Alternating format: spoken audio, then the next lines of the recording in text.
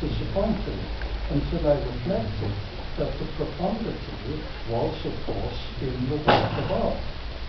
This particular work had been created out of words. But that did not mean the artist should be expected to use words profoundly about it any more than we expect painters, sculptors, or composers to explain their work in words.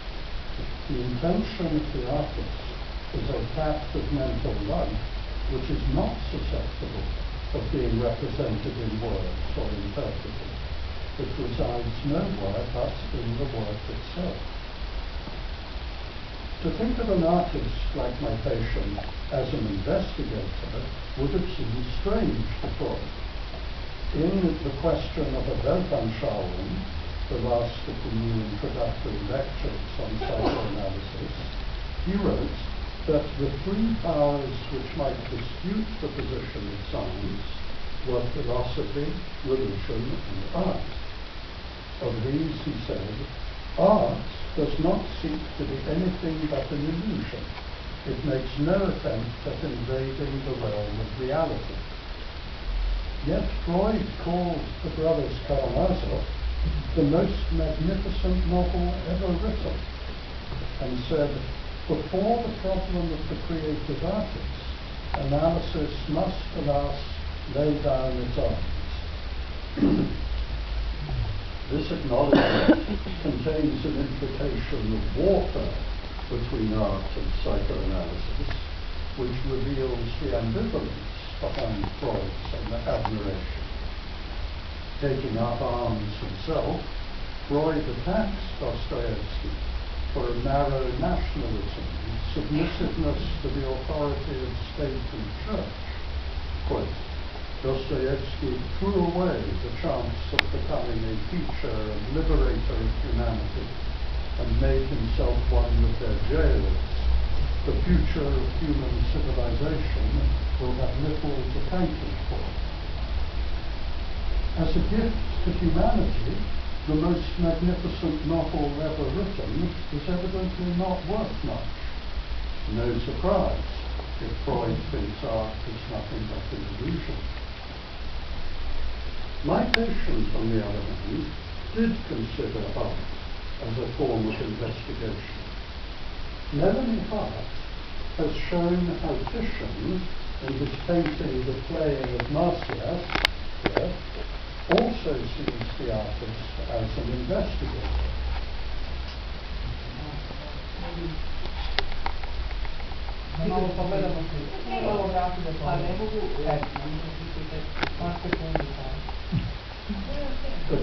Apollo, playing Marsyas alive, that's him here, looks beneath the surface of the musician in a concrete, psychotic way. The figure contemplating the scene, over on the other side, with his hand on his tree there, that figure contemplating the scene is a self-portrait of Titian. This emphatic inclusion of the artist's authorial establishes the painting as Titian's own creative scrutiny of what is under the surface of the human mind, and of what it means to be an artist. If art is a form of investigation, the parallel between the artist's looking and the analyst's listening will broader enough impression that that kind of investigation psychoanalysis can be. Why did I need to transpose my artist patient's reference to states of being into my own reference to states of mind?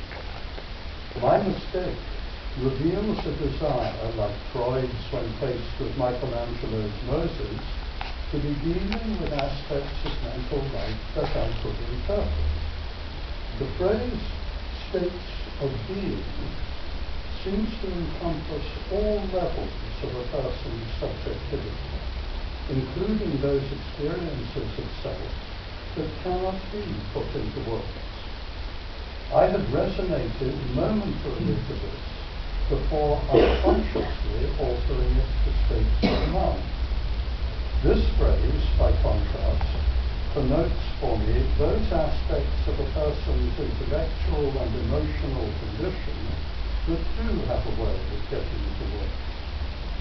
Repressing my own recognition of this patient's needs was a retreat, which illustrates the conflict between the wish for clinical psychoanalysis to be a matter of verbal interpretation and the awareness, on the other hand, that it must include also the realm of the non-verbal.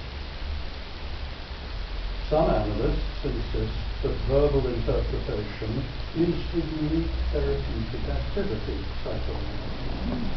Freud thought this, but his clinical method was linked to a theory centered around Oedipal sexuality, and the interpretations this produced could not easily deal with earlier levels of disturbance, as for example in the case of the Wolfman. Others believe that although pre-verbal experience cannot be put into words, it can still be analyzed because interpretation is not the only agent for psychic change. Analysts in the British independent tradition in particular tend to think that regression during analysis to a pre-verbal state may be a necessary phase in the resumption of blocked developmental processes. During such periods of regression, the pre-verbal experience must be accepted without trying to convert it into a word presentation that can be verbally interpreted. Repression, however, is not a simple concept, and what is meant by regression to a non-verbal level of experience needs to be explored and clarified. Regression to a stage of development before words were available is temporal regression, and experience is non-verbal because it is pre-verbal. This is a matter of chronology. The same experience in an older infant with a more developed verbal capacity would not be non-verbal. Pre-verbal experience may become verbal by après coup, when a child understands retrospectively happenings to which it could give no meaning at the time for lack of the necessary words.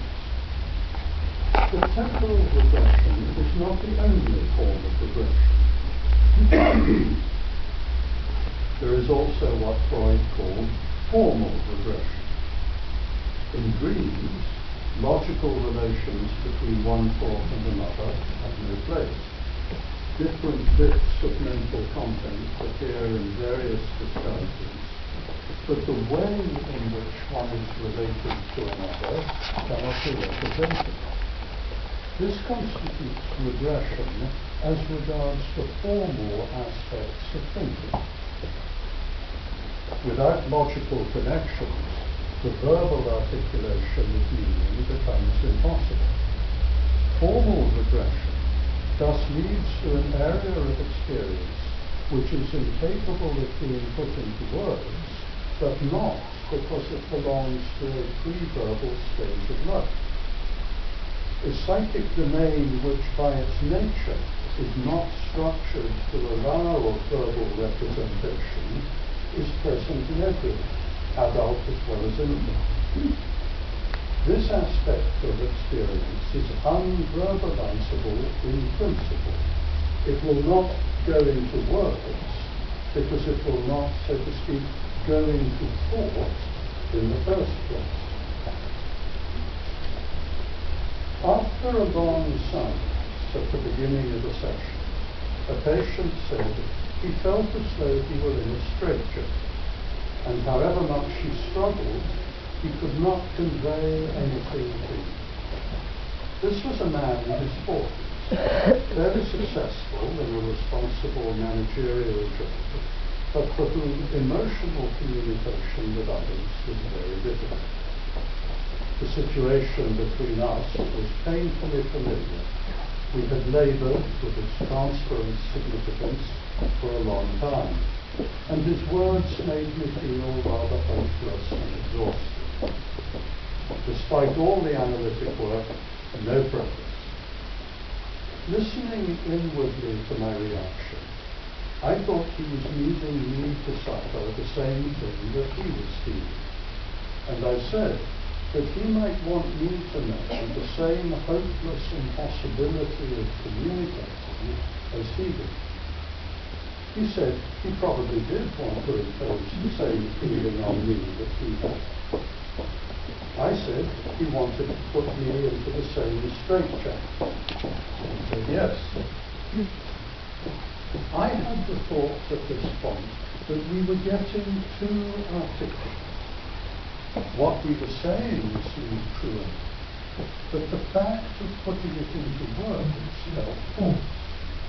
It implied that what this man started with, the straitjacketed sense of incommunicability, could be communicated verbally after all.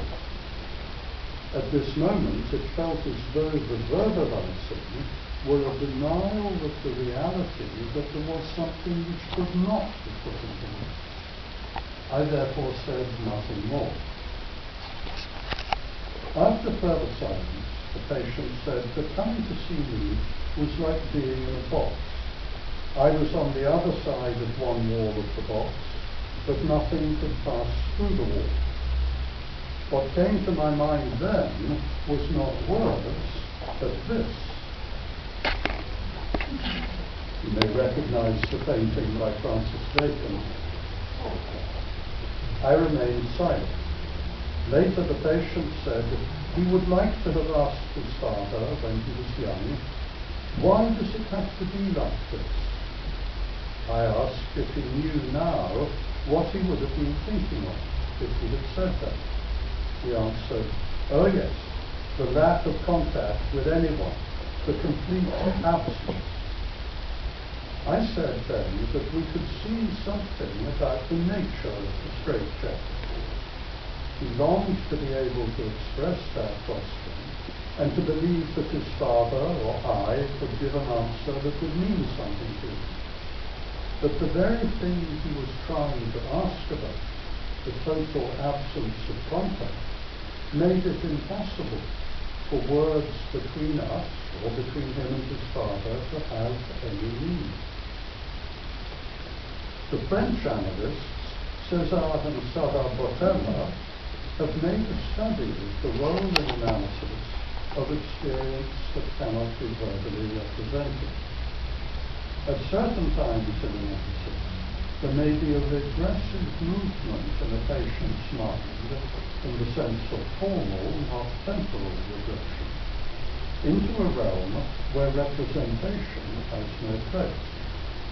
The analyst, picking up the patient's experience of non-representation, needs to follow the patient into this realm.